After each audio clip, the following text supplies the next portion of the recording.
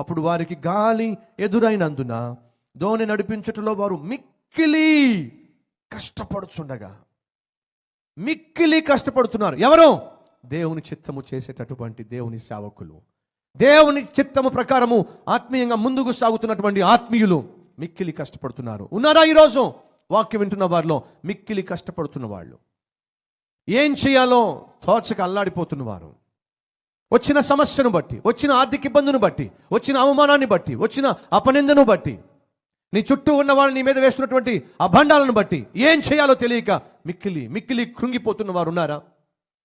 ఉద్యోగంలో ఉన్న శోధనలను బట్టి, ఉద్యోగంలో నీకు వ్యతిరేకంగా మనుషులు చేస్తున్నటువంటి నేరోపణను బట్టి మిక్కిలి కష్టపడుతున్న వాళ్ళు ఉన్నారా? ఒకవైపు దేవుని చిత్తానుసారంగా జీవిస్తూనే, యథార్థంగా జీవిస్తూనే, వ్యాపారం చేస్తున్నప్పటికీ సరైన లాభం లేక అల్లాడిపోతూ ఆర్థికంగా మిక్కిలి కష్టపడిపోతున్న వారు ఉన్నారా? ప్రభు, ఇదేమిటి, నీ చిత్తం చేస్తే నాకు ఎన్ని కష్టాలు వస్తున్నాయి. ఒకప్పుడు నా ఇష్టానుసారంగా తాగేవాడిని, తిరిగేవాడిని, అప్పుడు జేబు నుండి డబ్బులు ఉండేవి, కానీ ఇప్పుడు నీ చిత్తం చేస్తూ ఉంటే 10 రూపాయలు చూడడమే కష్టమైపోతుంది. ఏమిటిది?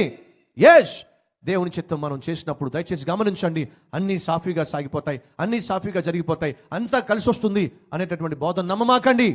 అలా ఎవరైనా చెప్తే వినమాకండి, అది వాక్యానికి విరుద్ధం. తన శిష్యులు దేవుని చిత్తం చేస్తూ వెళ్తున్నప్పుడు సముద్రం ఎగసి పడలేదా? ఎదురుగాలి వీచలేదా? వారి ప్రయాణం బహు కష్టం కాలేదా?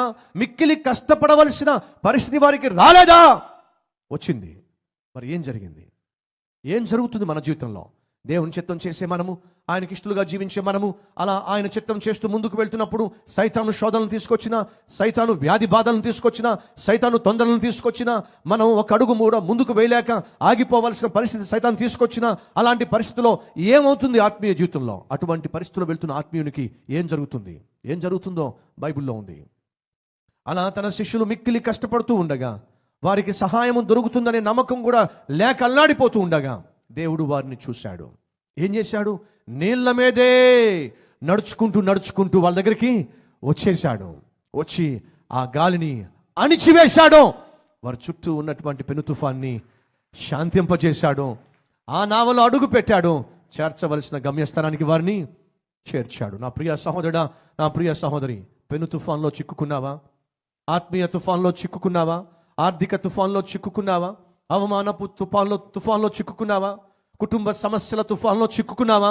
అయితే నువ్వు చేయాల్సిందల్లా ప్రభువుకు ప్రార్థన చెయ్యి. నువ్వు దేవుని చిత్తము చేసేవాడివైతే, దేవునికి ఇష్టనిగా జీవించేవాడివైతే, నీ తుఫాను ఎంత పెద్దదైనా, నీ చుట్టూ ఎటువంటి ప్రళయము ముంచుకొస్తున్నా నువ్వు భయపడనవసరం లేదు. ఎందుకని? దేవుని చిత్తము చేసే నిన్ను తప్పనిసరిగా దేవుడు ఆదుకుంటాడు, ఆదరిస్తాడు, నీ పడవలో అడుగు పెడతాడు, నిన్ను అద్దరికి ఖచ్చితంగా చేరుస్తాడు. ఆనాడు శిష్యుల పట్ల కనికరం చూపిన దేవుడు నీ పట్ల కూడా కనికరము చూపుతాడు.